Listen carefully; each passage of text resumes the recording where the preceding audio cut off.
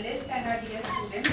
It is with great pleasure that we extend a warm welcome to each one of you to today's special lecture on the role of oceans in climate solutions by Dr. Ramakrishna, Director of the Marine Policy Center at the Woods Hole Oceanographic Institution. To begin with, I would like to request our President, Shri Praveen Parekh sir, to felicitate Dr. Ramakrishna.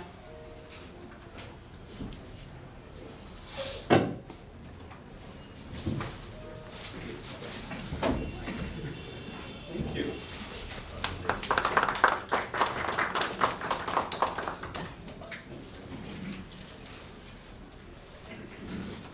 We would now like to welcome Shri Praveen Parekh sir to give his presidential address.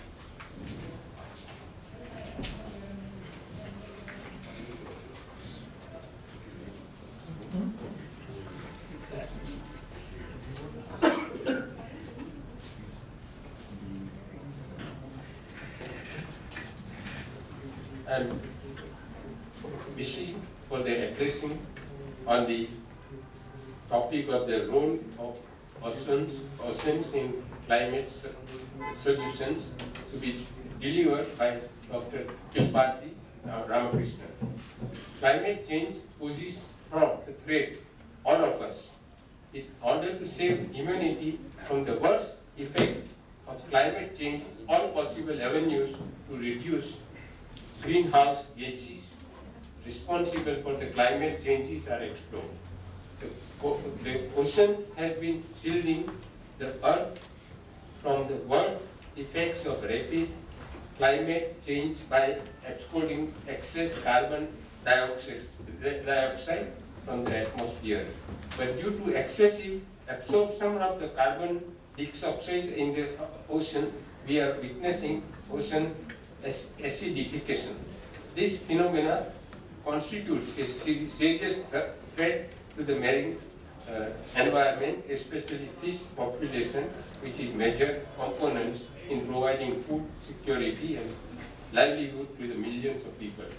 In this context, there are two ways which are being considered to address the ocean climate nexus. One way is to reduce greenhouse gases emission to the curb ocean acidification. Another route that is being explored in expansive interpretation of the United Nations Convention on the Law of the Sea, that is 1982. The latter does not contain provisions relating to the climate changes attributable to the visions that the climate changes was not in a serious threat with UNCLOS was being negotiated.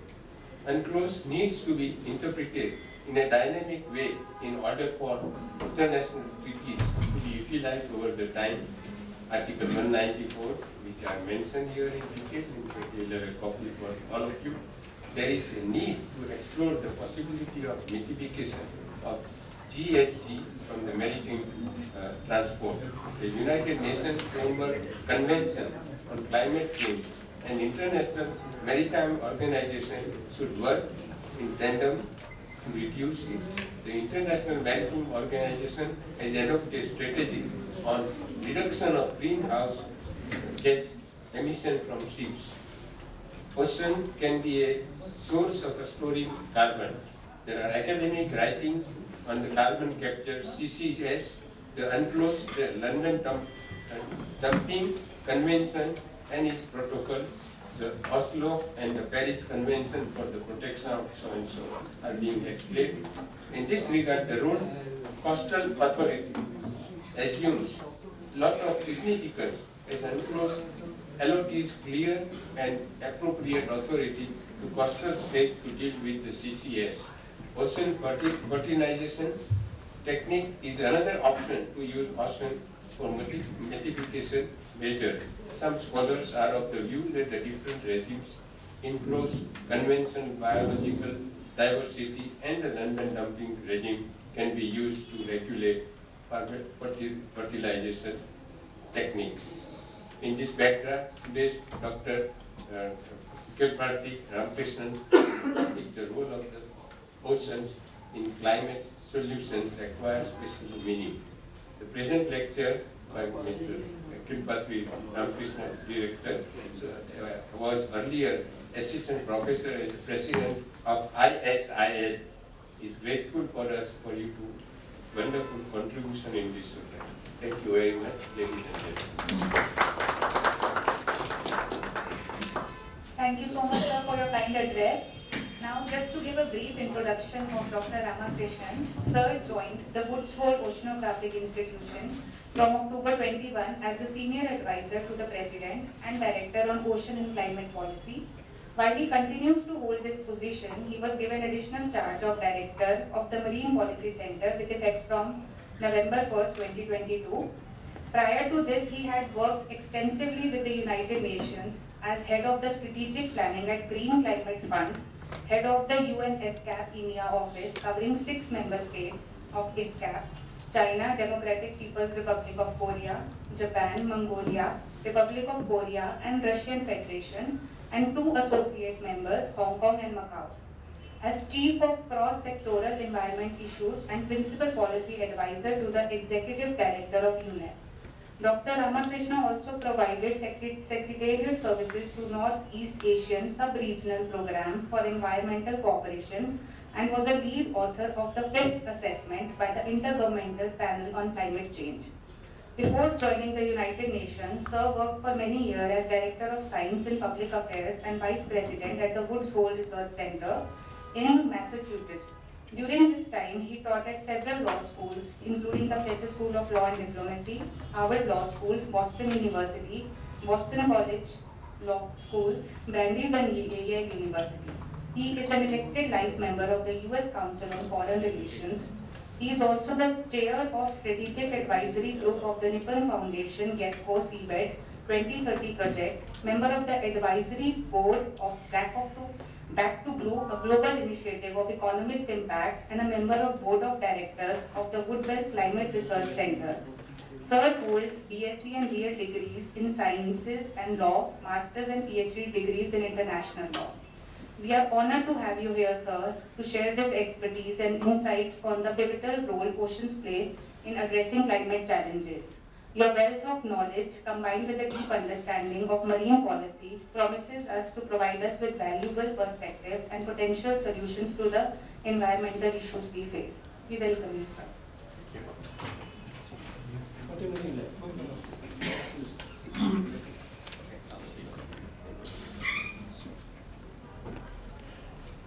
Good afternoon, ladies and gentlemen, Dr. Parekh, Ambassador Singh, colleagues. It's a great pleasure for me to be here with you. My first professional presentation of a research paper was at the Indian Society of International Law. My first job was at the Indian Society of International Law. And what I took away from the society stayed with me all through my professional life. Nothing gave me more pleasure than to have Ambassador Singh as my room next, not next, but opposite my room at the Scindia House building. And we were both humble assistant editors of the journal articles, and we would have lots of intense discussions about whether to publish somebody or not and why. And we would talk about all sorts of issues, what's happening in the country, outside the country, and I enjoyed going to lunches with him every day. And so, but of course we kept in touch with each other all through. And so it is really a great pleasure for me to be back here. And Dr. Parekh, you have touched on the nub of the issue that I wanted to address today. In fact, I had a whole presentation, but I'm not going to go through that presentation. I'm going to touch on exactly what Dr. Parekh had said, and then try to lean towards that. But I'd like to leave as much time as possible for question and answers so that we could have a proper conversation. But before I do that, I just want to say that the place that I am at, Woods Hole Oceanographic Institution, has a connection to India. Dr. P.S. Rao, who was a legal advisor to Ministry of External Affairs, was a marine policy fellow at the Marine Policy Center that I have the honor of directing now. And it was his recommendation that when I went to Harvard Law School, that I explore the possibility of doing something with the Oceanographic Institution. And I did. And I was, in fact, it was a happy concatenation of circumstances. I wasn't really planning to be at the Oceanographic Institution, but a seminar where I was talking about South Asian seas as a potential candidate for the United Nations Environment Programme's Regional Seas Program. And the person who was in the audience was the president of the Woods Oceanographic Institution, and he asked if I would want to come and spend some time in Woods Hole, which I did. And I, again, learned a great deal. You know, though I was there only for 1 year, I managed to publish 3 articles in that 1 year, but then all 3 of them with a great deal of impact on public policy formulation. So, but the point I'm trying to make is the fellowship that Dr. P.S. Rao went on, that I went on, was later on removed. I mean, they sort of used the funds for some other purposes. But in my directorship, I'm trying to bring it back. So, you know, it will take about maybe a few months to a year. But when the fellowship comes, I hope that the membership of the society would consider being a candidate to be a marine policy fellow and then come and join us in that exercise. Now, Dr. Parekh very correctly pointed out the climate solution that ocean potentially affords. And then he touched on both improving the ocean alkalinity and ocean marine, you know, iron fertilization. And I want to talk about both of them. But before I do that, I do also want to say that it was one of my great honors to be a drafter of the UN Framework Convention on Climate Change. I was in my early 30s, but I was working already on climate issues by that time. So when the United Nations began the process of conducting negotiations to conclude by 1992 an agreement on climate, the Executive Secretary asked me to come and help him with drafting the Framework Convention, which I did. And I have since then been working on climate issues all through my professional life. The one thing that is clear is that we have a lot more awareness of climate issues across the world. Lot more awareness amongst the top leadership, whether you are a prime minister, president, king, prince, queen, whatever, you know, you come to these negotiations and you talk about it. And yet, the greenhouse gas emissions continue unabated in reaching the atmosphere. In other words, the goal that the Climate Convention had set for itself of keeping the temperature increase to 1.5 degrees, or in any case below 2 degrees Celsius, is not going to be met. We already breached the 1.5 degree threshold this year. You know, if you take the average of last year temperatures, you know, it is to that level. So, what to do is the big question. There are 2 issues that I want to particularly leave you with. One is why ocean and the potential that ocean has on providing climate solutions is not fully tapped. Second, why Law of the Sea Convention and the various agreements that were brought under that Law of the Sea Convention, including the one adopted last year called the High Seas Treaty, popularly known as Biodiversity Beyond National Jurisdictions, does not factor in climate impacts on the health of the ocean, the health of keeping biodiversity intact. And so what I'm trying to talk about is both about how to connect the potential that ocean has for climate solutions and how to include climate impact in structuring any management regime for ocean management. You know, the idea of 30 by 30, hitting 30% of it through marine protected areas by 2030 is a laudable goal. But if you were to think about that as only declaring an area as a protected zone without having a management plan that actually protects the biodiversity from climate impact, is doing the same mistake that the climate negotiators had done in not including the ocean as a potential solution. So, I mean, you're all familiar with the climate agreement 92 and the Kyoto Protocol in 97 and the Paris Agreement in 2015. Now, there are lots of other agreements in between, various decisions taken by the Conference of the Parties. And as you know, as you keep reading about it in the papers, every year there is a Conference of the Parties for Climate Convention. Not the case with other environmental agreements, including the Convention on Biological Diversity that was adopted at the same time as the Framework Convention on Climate Change, that meets once every 2 years. And in some cases, 3-4 years. I mean, with the COVID, you know, the Biodiversity Convention Conference of Parties was delayed by, you know, almost 4 years. So what that means is that the world's attention is squarely on climate, because the climate change and the impact of that on our very survival is considered an existential threat.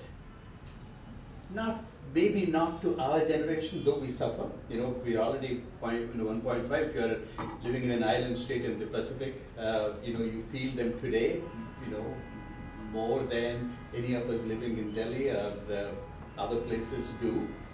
But for the next generation, it is as palpable and as near as can be imagined.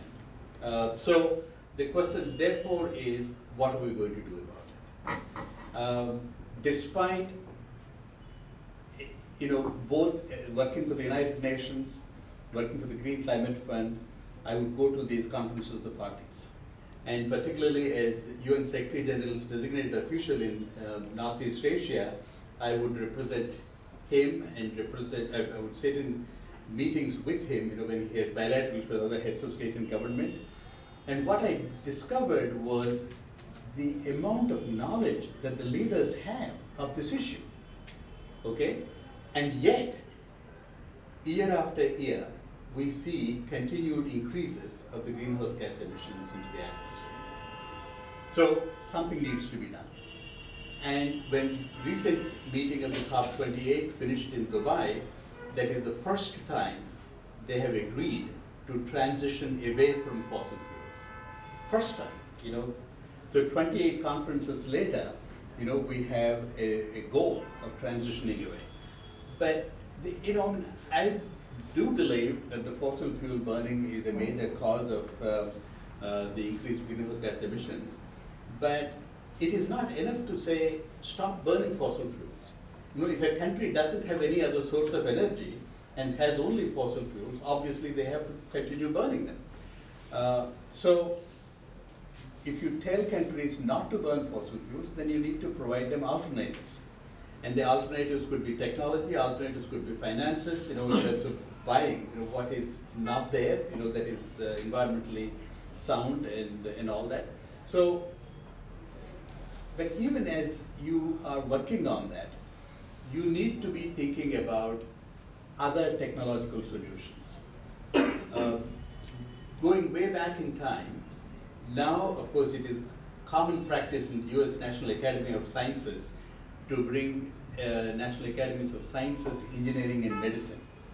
So it goes on the name of NASEM. But it is not always the case. You know, in the early 90s, NASEM had a workshop on climate. So lots of National Academy of Sciences membership, and you know, few people like me were involved in that. But the engineers came, and the engineers said, well, tell us what the problem is, and we'll find a solution. But then there is a certain amount of reluctance to rely on technological solutions. environmentalists said, well, we don't know the cause and we don't know if you include a particular technology and rely on it, we don't know the long-term consequences of that. So we should do the right thing, which is not burn fossil fuels. Find alternatives, that are safe and sound and all those things. So, but that didn't get us very far. We are now 30 plus years, and where are we? I don't know how many of you have read this book. What is it called? It starts in India with temperature increases and all that, but it will come to me. It's about the future and the climate warming. I'll share the title with you, so please do share it with other colleagues here. But basically, it's about solar radiation management. People are dying like flies, so what does a country do?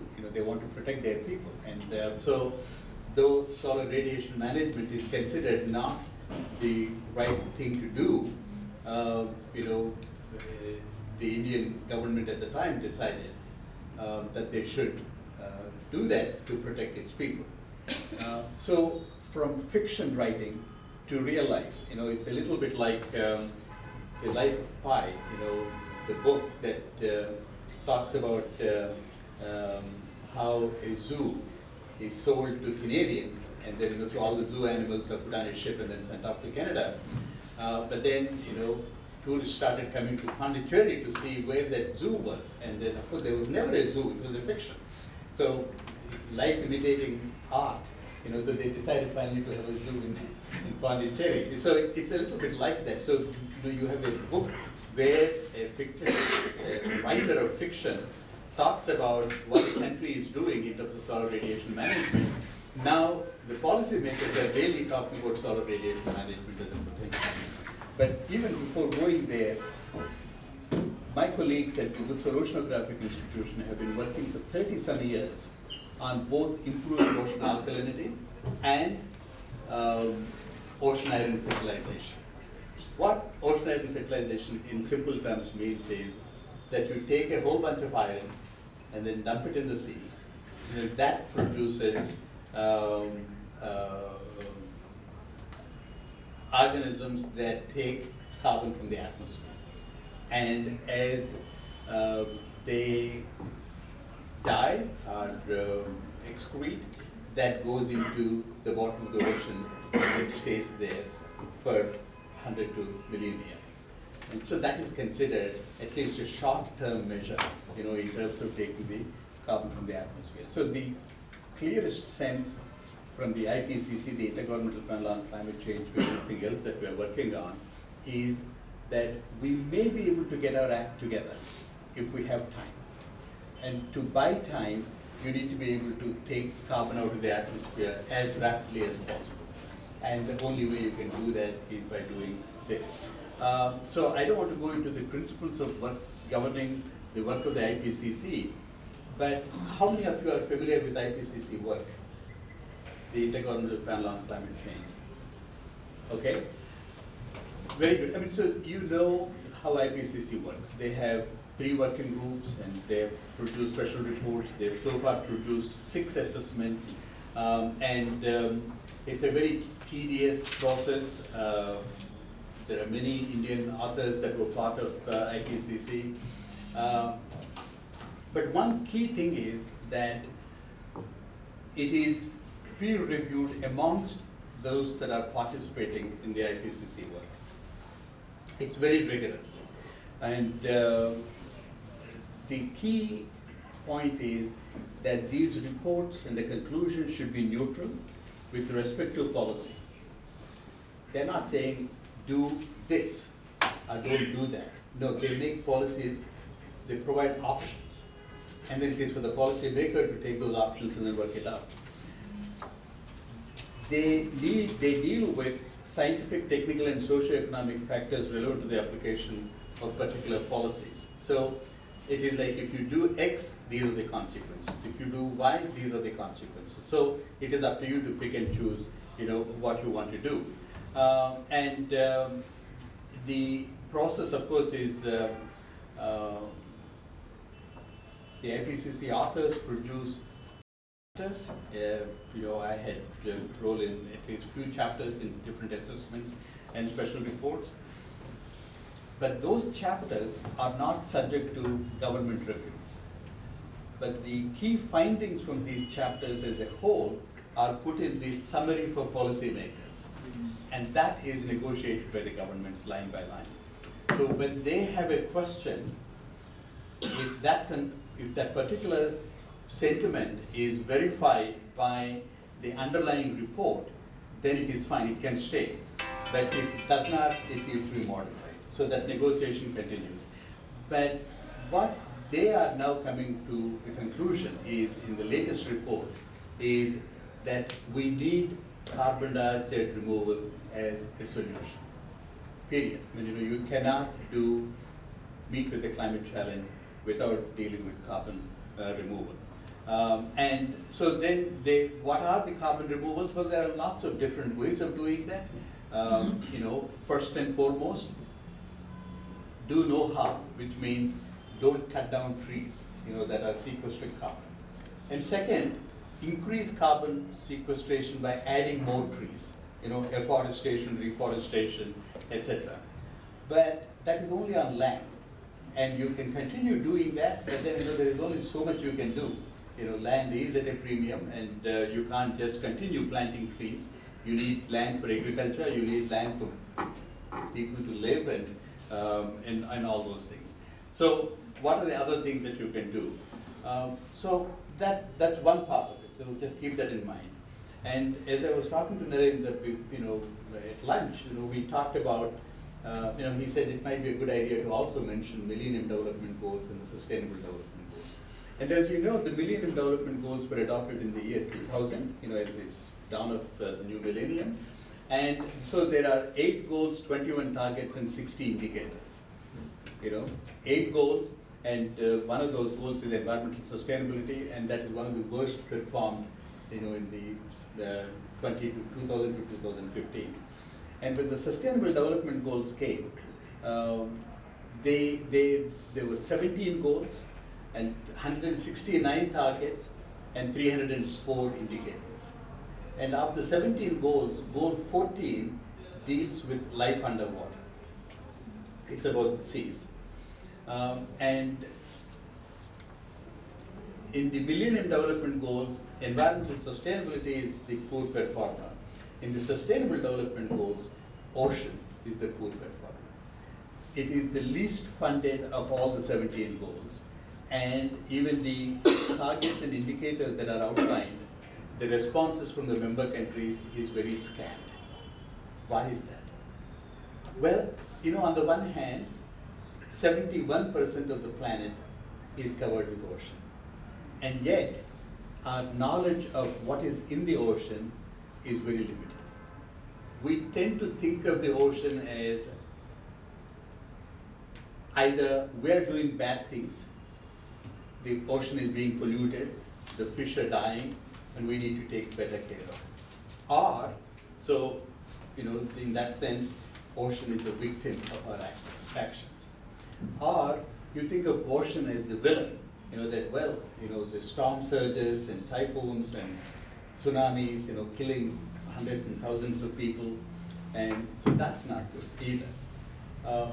But if we were to think of the ocean only in terms of the victim and villain, it's not going to help us.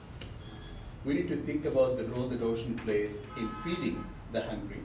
And more than 1 billion people depend on ocean, for their survival, for their artisanal fishermen and what they bring home, and lots of other things. I mean, the role of the ocean in terms of the global economy is pervasive, though we don't think about it all that well. One thing that really surprised me was the number of cable connections that are there, underwater cables, and how they are bringing the world together. If you think about that, maybe not so much in the Pacific, though there are lots of lines going underneath that as well, but if you look at the Atlantic, it's just amazing, if you see that. I mean, of course, then you can see also transportation by ship and, various other things also of great consequence. So we need to really get a better appreciation of what the ocean does and how to move forward with it. The point is also that these goals, the 17 goals are sort of each independent goal, but they are heavily interlinked, and we need to understand that. So you can't do well by one by not doing well by others. And goal 13, for example, deals with climate. Goal 6 deals with energy, and 17 deals with partnerships, and all that. So they are interrelated, and we need to understand how they are to go with that. The other point I want to make is the reason climate did not include ocean front and center is in large part because we don't know enough of what ocean does. Second is the fear from the environmental community. That is, that if we rely on ocean as a potential solution, the companies and countries that continue to burn fossil fuels will say, well, we're not a problem anymore. There is a solution coming from the ocean, so let's take care of that. And the best or the worst example of that was the CEO of Occidental in the United States, a fine woman otherwise, but she said when carbon dioxide removal was recommended by the IPCC, she said, oh, well then that means we don't have to worry about burning fossil fuel. We can continue doing that. So that kind of a thing worries the environmental community. They don't want the bad habits to continue, and they want that to be changed, and so that's one reason. And when you look at the land, the same thing happened. Countries largely urged by the environmental community did not want to bring forest management under any trading scheme because they thought that if you do that, you will create all sorts of artificial credits because the countries, particularly Amazonian countries and others, said, well, we want credit not just for afforestation, but avoided deforestation. So if you take a measure of how forests were deforested in the previous years, have that as a baseline, and moving forward you can say that because we are not doing that, we should get credit for it. So the environmental community again, and then many countries were troubled by that idea because they thought you could inflate figures in terms of what had happened in the past, or create a circumstance to say that so this much was deforested by actually deforesting, so that you can get credit in the future. So whatever that was there was that concern was orders of magnitude more when it comes to the ocean. So that's why they did not want to include ocean in that. Despite the fact that the scientific community recognizes that physically ocean and climate is highly interlinked. In terms of the amount of carbon that is in the ocean, that is 50 times more carbon in the ocean than in the atmosphere. And ocean absorbs about 25% of the anthropogenic emissions. So this is big stuff. And so why would you not do that? And then secondly, ocean absorbs about 90% of the global warming. Just take a measure of that. 90% of the global warming is absorbed by the ocean. I mean, if you think about Arctic melting or Antarctic ice shelves calming, it's all because of that. So then there are consequences. I don't know how many of you have seen an article in the Guardian newspaper yesterday. It's about AMOC. It is Atlantic Meridional, whatever that circulation.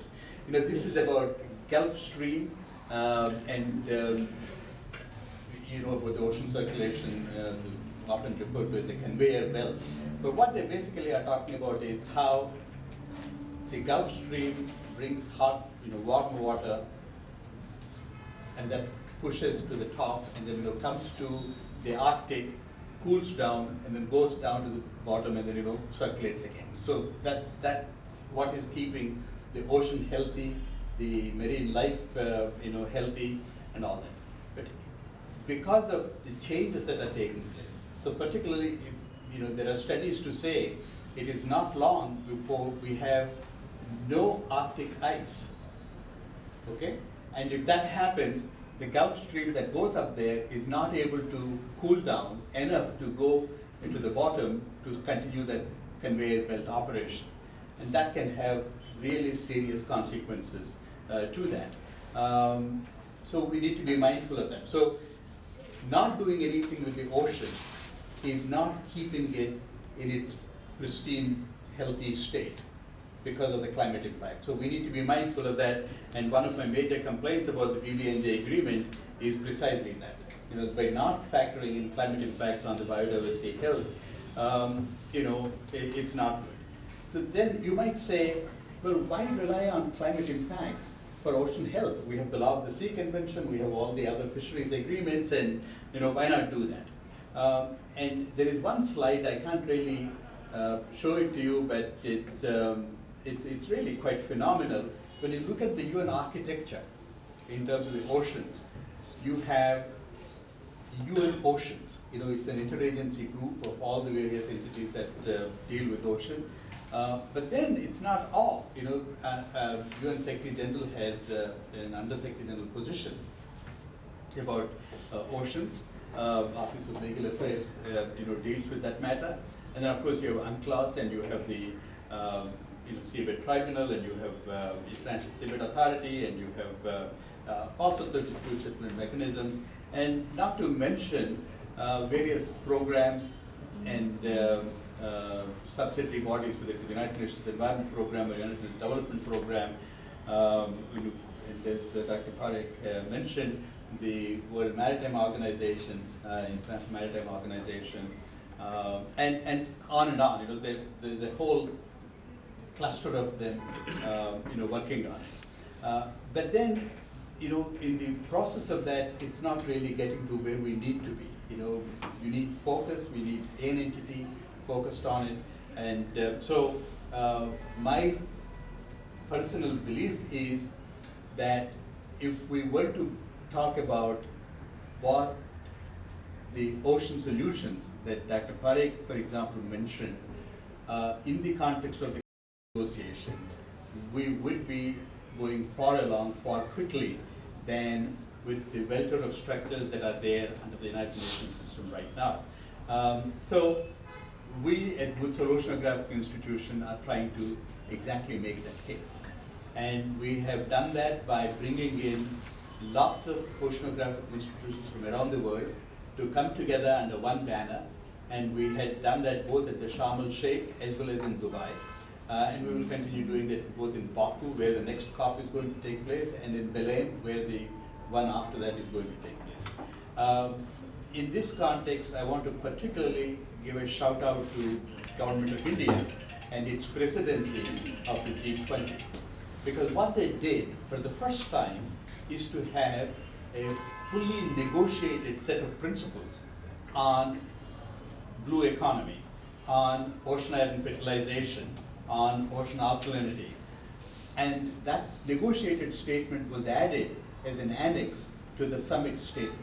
And so that is a powerful start to bringing ocean and climate together. And as we move forward, we will be able to, there is now a strong desire by Brazil. President Lula has already appointed a person, Alexander Turo, as the focal point for ocean matters and bringing that connection to climate. And we have a series of conferences taking place. In fact, just last week, there was a major conference on Indian Ocean in Hyderabad, with 35 countries coming together to talk about what the Indian Ocean countries' priorities are for the UN Ocean Decade Conference, which is taking place in April in Barcelona. And then there is a third UN Ocean Conference to take place in Nice next year in 2025. And as I mentioned, the G20 summits and the G7 summits are also taking this matter. And this year, at the end of this year, we have both the Convention on Biological Diversity Conference of the Parties, as well as the Framework Convention on Climate Change, Conference of the Parties meeting. So in all these, it's going to come up. And I want to conclude with what was accomplished in Dubai in December that is of particular relevance to this. They have agreed for the first time in the climate negotiations modalities of addressing the need for ocean protection and restoration. Second, they've agreed to count blue carbon among concrete mitigation and adaptation actions, starting with nationally determined contribution. These are NDCs that countries voluntarily submit, but then once they submit, they are binding on them, and so that is the fact that they can include the ocean's role in mitigation and adaptation is a great first step, because that gets you the baselines, and then you can move forward with it. And there is a further elaboration of the role of the oceans in the global stocktake, as well as in the global goal on adaptation. That's again another major development. This helps build resilience and supporting island states in addressing chemical pollution in the ocean. And the last and the most important part that I would be involved in is they've agreed, the IPCC, taking the decisions of the Dubai conference, agreed to produce a report on carbon dioxide removal technologies, carbon capture, utilization, and storage, and provide a methodology report on these by the end of 2017. So these are some of the major developments, and I think these developments would help us get to a point where we can be more informed and take decisions that would further the goal of climate stabilization on a threat that is oftentimes referred to as an existential threat to our generation and especially to our future generations. With that, I'll stop and I'm happy to answer any questions. Thank you. Yeah, any question from any one of you? Please mention. Yeah, please. Is our Vice President of the... I'm Dr. E.V. Rao. I'm Vice President of ISI. And thank you for a very enlightening presentation. I just wanted to know, I did some specialization in the law of the sea as well.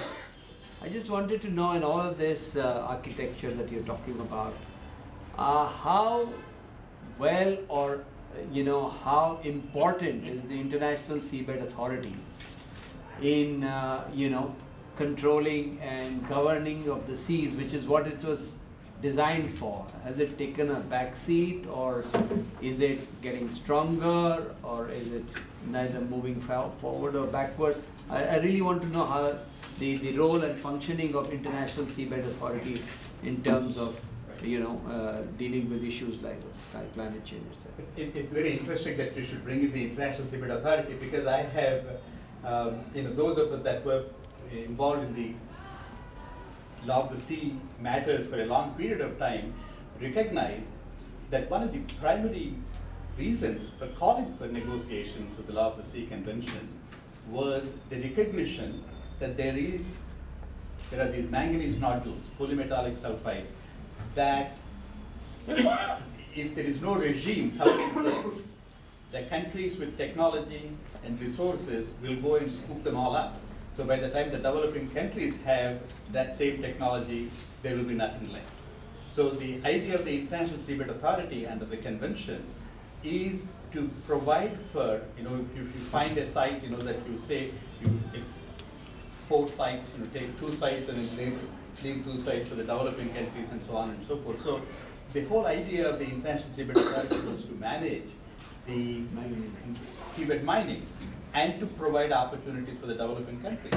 Today, however, the situation is quite dramatically different. It is the same developing countries that are saying that seabed mining may not be in our best interest. So when you go to Seabed Authority, the situation is one of countries saying, no, this is not what we want to do. There is actually an active coalition of countries trying to say, no to seabed mining. Not to ban it, but to pause it. Don't continue this until we know more about what seabed mining is all about and what it is going to do to the marine environment. So in terms of what your question, the role of the International Seabed Authority, well, it's very actively engaged in the context of seabed mining, but the United Nations is, obviously its job is not to have a view on the matter per se, but to reflect on what the member states want.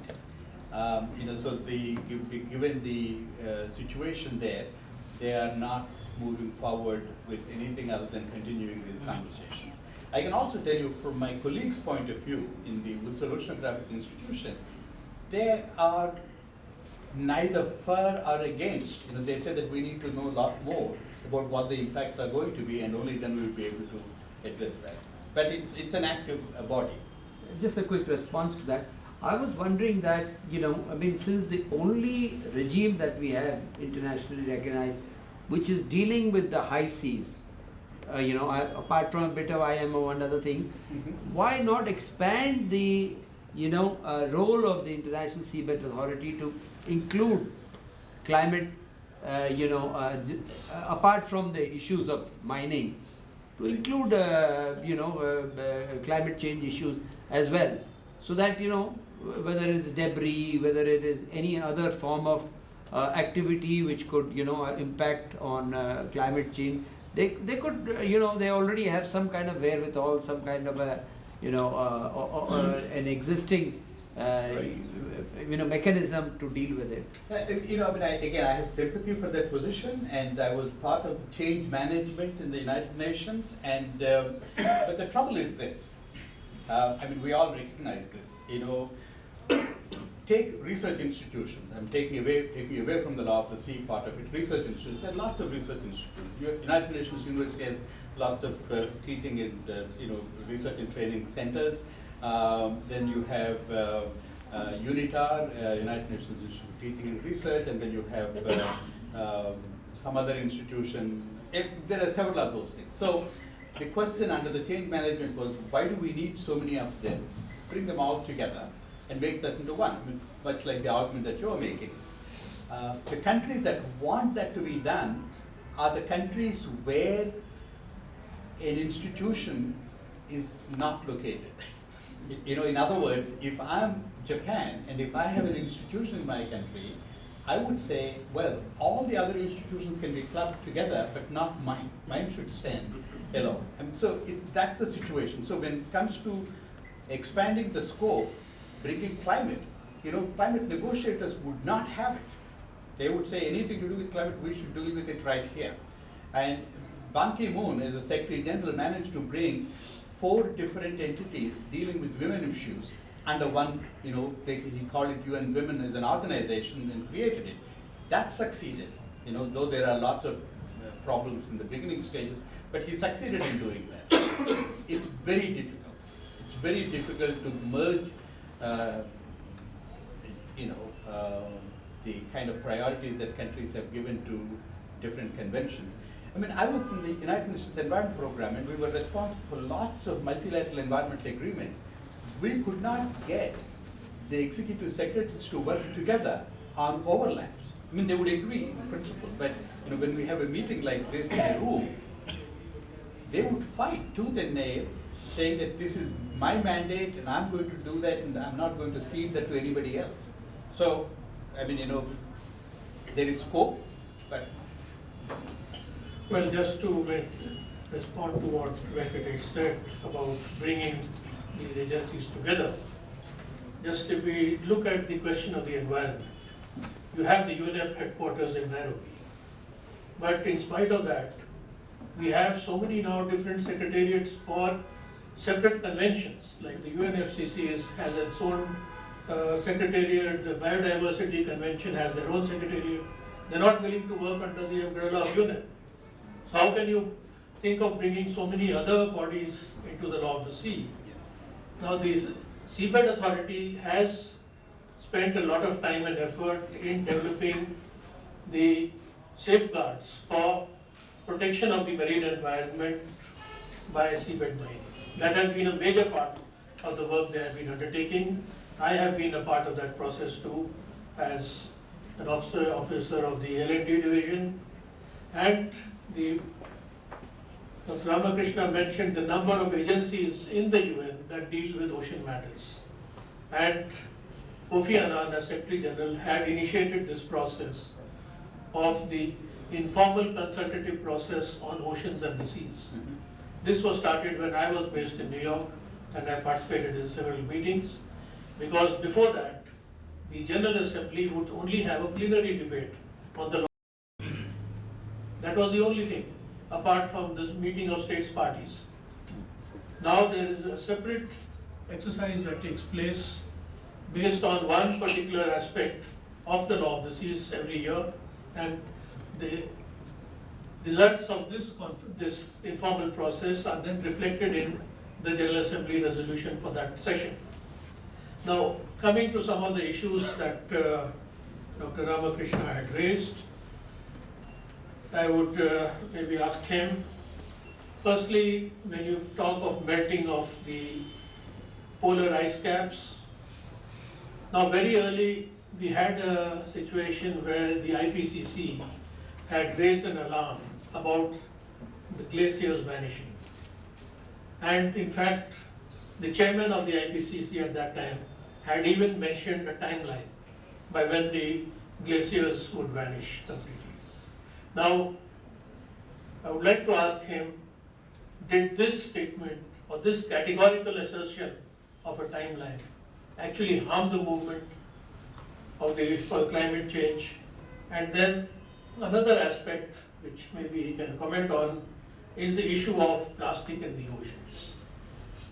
Because plastic does not degrade, although it does break up into smaller and smaller pieces, and this plastic is finding its way into our food because it is ingested by fish, and those fish are then ingested by humans. And in one survey, it was found that all the water samples taken from the African coast up to the Indian Ocean, the Maldives and others, every sample had dissolved plastic particles in it. Right. Well, let me take the second one first.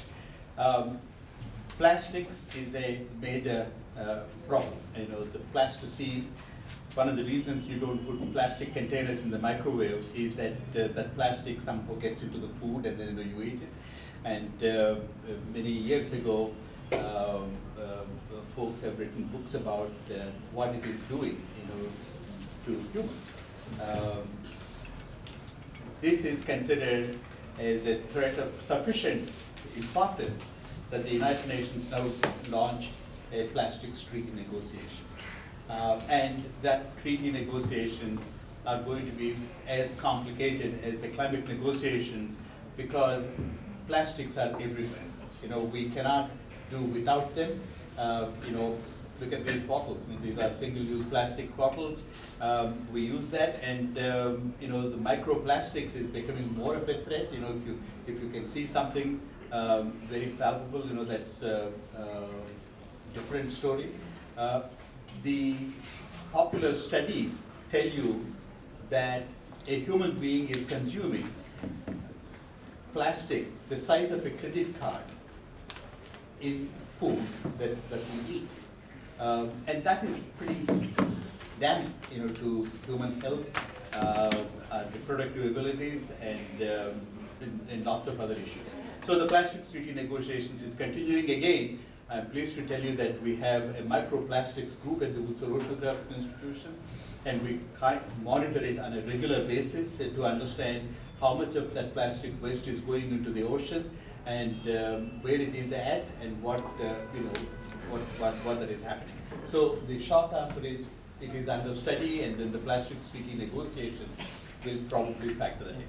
Now, that's right. I mean, there is that. The thing is, what you read in the popular press and what the scientific community says are two different things. The plastic patch that everybody talks about. When I first went to the Oceanographic Institution, I asked them about it, And they said, well, we can't really find it. You know, I mean, they're not the size and the dimension that they're talking about. But we will get it right. We'll get it right in the end. So that brings me to the first question that you asked. Every author of the IPCC reports is not working for IPCC. You know, they're all individual scientists, they have jobs and various other things. And the same holds for the IPCC officers as well. The glaciers, you know, how they're going to disappear, is not a statement that is in the IPCC reports, but it is a statement made by an office holder on his reading of the IPCC reports. So people conflate what people say in their personal capacity and what people say as part of the IPCC authorship. And it is a problem. You know, Bob Watson in the World Bank was the IPCC chair, and you know, he used to say those things, and we used to jump on him and say, you have to make it clear that whether you're saying that as the director of the Department of Environment in the World Bank or as the chairman of the IPCC. And the same thing happened with R.K. Pachauri. You know, he would say things, you know, is he saying that as the head of TERI, or is he saying that as head of IPCC? So, you know, this confuses public, and we need to be very careful. So, you know, if you ask me, I was also an IPCC author, if you ask me some things, I would say, on my personal opinion, that this is what it's likely to happen. But I'm not saying that as an IPCC author. For that, you have to essentially rely on IPCC reports and to read that very carefully on that. But, you know, but these statements are unfortunate, particularly when they're coming from chairman of the IPCC, then people don't make a distinction. Credibility. Exactly, the credibility becomes a major issue. And of course, you have seen also the whole leakage of the email communications back and forth between IPCC authors. You know, that was all made public. And it's unfortunate because, you know, we're all human beings. You know, we read some trashy comment from somebody, and then, you know, you let your colleagues know that this guy is an idiot. You know, he doesn't know which end is which. And of course, you know, when you put that in the public realm, you know, it comes across as a cabal working together to come up with their own findings and then, you know, pushing that onto the world community. It's unfortunate. So now we have systems in place to make sure that every comment that is received is adequately responded to, and then all those things are available for anybody interested in going into the details of it and seeing that. But so it's a thing that the world community has not done before IPCC, but now that we have seen how it could go wrong, misinterpreted, and how we need to be careful, they are coming up with better ways of presenting these materials. We have an online question for you, Dr. Gandhi. I did not realize that this is also online. Yes.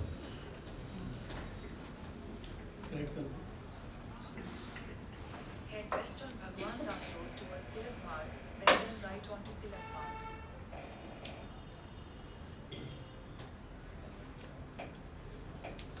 Yes, am I audible? Yes, you are. Am I audible? Yes, we Yeah, can. yeah, you okay, please Welcome for the speak. Indian Society of International Law. Dr. Kilaparti Ramakrishna. Yes. And it is really a wonderful presentation. I would have stayed there after the EC meeting when I came to Chennai. I have only two questions. The first is, when we talk about this, the new organisms can streak the carbon there in the ocean if it is sent. I think, you know, you cannot bring a novel organism into the sea according to law of the sea convention today. How are you going to reconcile? Right. And the second issue is that you cannot make ocean as a dump of carbon. This is totally against the law of the sea convention today. And as we limit for that, you know, you can't just clear off everything there, and you can't make it the vast ocean as a dump of carbon. Then it becomes also useless.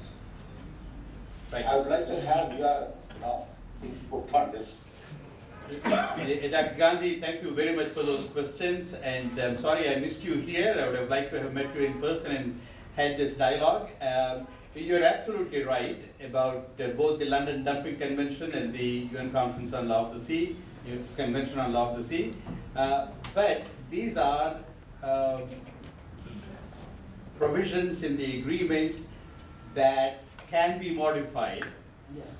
And what we are talking about now is, both the London Dumping Convention and the Law of the Sea Convention allow for scientific research. We are talking only about scientific research at this stage.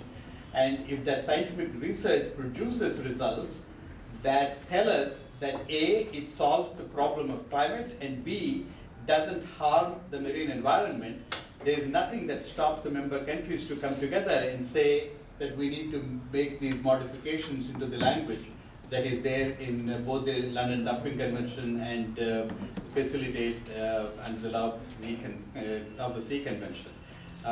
So, as of the current legal status, you're right. You cannot go dump a lot of iron in the ocean and hope that this is going to solve the problem. We are not talking about that. What we are talking about is that we know enough about the science behind it, and we want to make sure that this is done, in several test sites in the open seas, and keep the MRV, monitoring, reporting, and verification, front and center, and make sure that everything that you're doing is utterly, totally transparent, that anybody that is interested in knowing what it is that is happening with this particular experiment should have access to that information. And then we also, I and my colleagues wrote an article in the Nature magazine talking about a code of conduct that anybody that wants to do it, how to do that. And so, you're right, the threat is real. If you let all sorts of crazy billionaires into the scheme, and then they go and do whatever they like to do, and then think that they are solving the problem, we can have a serious problem on our hands. But what we are talking about is that the climate threat is palpable, and all that we have done in the past 30-some years has not given us the kind of result that we would like to see. And if you consider the climate threat is an existential threat, then you need to find other solutions. And what we need is, of course, more science to tell us where we can go and where we cannot go. I hope that is a satisfactory answer to you. Just one. Yeah, please. Yeah, I liked your presentation. It was very comprehensive, and I learned. So there is, you have already explained. Can you take it your live? Yeah, please. Yeah, please. Yeah, it's not there. No. It's a huge area, and I think that as compared to solar radiation, carbon dioxide removal is the preferred option, it seems, the way things are going on. But carbon dioxide removal is being taken care of by a number of regimes. UNCLOS, London Dumping Convention, Convention on Biological Diversity. So there are so many regimes that are to be factored to regulate carbon dioxide removal. That's a challenge, that's a coordination issue, because the Arctic Academy based in North, they have come out with a book published by Cambridge University Press. You must be aware of. So they have brought out these challenges in one place. So that is one major challenge in that way we will be addressing it. Secondly is so far that the International Maritime Organization is the only designated agency as per Kyoto Protocol, likewise of our ICAO, that has the mandate to regulate emissions from carbon. IMO will look after maritime transport, emissions coming from maritime transport. So IMO has not done adequate job, and European community is going in the direction of emission trading, that the maritime ships, they are reaching to European port, they have to carry the permit. Yeah. So that is a unilateral approach they are adopting. So this is again, it's an extraterritorial application of their laws. So that is one area that is that is not fitting in with multilateral approach. Right. No, I mean, I agree with your point that if we were to work collaboratively with all the legal regimes that are there, we might be able to make more progress. Yeah. But as Ambassador Singh pointed out very clearly, that the mandates are unfortunately structured in a way the reporting becomes, let's say, take the Convention on Biological Diversity that you referred to. Yeah. They have their own membership. Yeah. You know, I mean, ultimately it's the same countries, but a different ministry and a different official from that country is a member there, and then he or she would say, no, this work needs to be done by you and you alone. You know, when I was working in UNEP, there were several programs under my command. You know, poverty and environment, education and environment, health and environment, and of course environmental law and institution. Poverty and environment was one that we were working on with UNDP. And every time our Committee of Permanent Representatives, when they meet in Nairobi, would tell us how we should really work with UNDP. But the countries that are the same countries but a different ministry that is represented in the UNDP have not said the same thing. And as a result, it becomes like, you know, one agency trying to make other agencies try and work with them. I mean, it's not, I mean, it sounds a bit like, you know, school children saying, this is all mine, you know, you can't play with this. You know, but it is, in many senses, it is like that in the international community as well. But, you know, we see progress every once in a while, and in Dubai, we had the presidents of both Biodiversity Convention and the Framework Convention on Climate Change coming together and saying that we should work moving forward more collaboratively.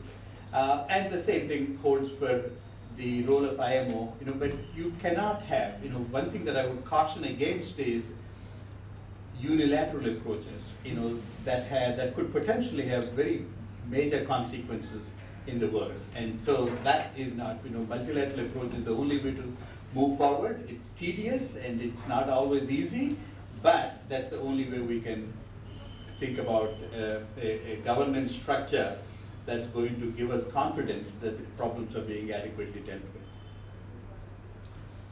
Can I make an observation, sir? If you come to the climate issue, because I did a lot of work on this issue, it is, let me put it like this, the problem with the environment per se is that generally the most of the MEA, the multilateral environment agreements, they focus on, they have the sectoral approach, one point. Secondly, the ocean part has never been discussed, has never been negotiated during the climate negotiations, neither at the UNFCCC nor at the Kyoto Protocol, nor subsequently in the Paris Agreement as well. The only thing that they think that that is the IPCC report itself says that it is the ocean just contribute 1.5% of the total greenhouse gas emissions. So it's not, and mostly they adopt the technical solutions which has to be implemented by the IMO, because that is the primary organization for the maritime shipping, etc. is concerned, because the major source of pollution, marine pollution, comes from the shipping industry in form of that emission that, you know, that it emits that carbon dioxide, etc. So these issues never have been integrated. As such, though now we have a group that they are trying to now integrate with, having a holistic approach rather, and that is what is happening. The other problem with the climate issue is that if you follow this international agreement, etc., mostly it focuses on the mitigation part only, not on the adaptation, which is very much critical. You cannot just have a mitigated, some measures aimed at the mitigating, say, the climate change, etc. When you are not giving the required emphasis to the adaptation, that is very much important when it comes to the Arctic, say, whatever, because adaptability is very much the measures aimed at adaptation for the climate, to adapt the climate solutions. That is very much required. Right. These are some of my No, I mean, historically, you're accurate. Climate Convention, Kyoto Protocol, Paris Agreement did not factor in the oceans, but as I tried to explain, more recently, there is more recognition of the role of the oceans in that. And I mentioned clearly the Dubai agreements that include an IPCC study on carbon sequestration. On International Maritime Organization, there is a lot of development in the, again, historically, they did not factor in bunker fuels and the role of the aviation industry and the shipping industry. But now there is, you have alliances being formed by the largest shipping companies about sustainable transport. And that is a huge step. And then in Dubai, we had an Australian billionaire who fast-tracked a ship that runs on ammonia. And not only did he build it, he brought it to Dubai and then hosted a whole bunch of us on the ship to show that it is possible. So things are moving in the right direction. I'm not trying to say that everything that we did in the past 30-some years is a failure, but it's not getting us where we need to be. And that is why we need to look at other possible solutions as well. And I take the point about solar radiation management, and I'm not a huge fan of that either, but other things that oceans can do, yeah, we can certainly try it. And being mindful of the fact that we cannot, the law is currently does not allow you to do that. But if the scientists come together, and then on the basis of their conclusions, the member countries come together to do the necessary adjustments in the law, yes, then we'll be able to do that. And that's the key challenge in front of us. Well, thank you, Dr. Ramakrishna. I think we have to stop here now. I'm sorry for stopping such an interesting discussion which was taking place. And I want to thank Dr. Ramakrishna for accepting my invitation to come and address the society. As he mentioned, he started his career over here, and we are very happy to learn of his great achievements and where he is now, and the very important role that he has in protecting our environment, and especially in the climate negotiations in a wide range of forums. So thank you, Dr. Ramakrishna, and I thank the President for taking time from his very busy schedule to be here for this important event. And I thank all the participants for their presence here and for the interest they have shown, and also for their active participation through their questions and comments. Thank you. And tea is served in the adjoining room. 205. Well, it's still adjoining. To the right. I would like a picture with both of you.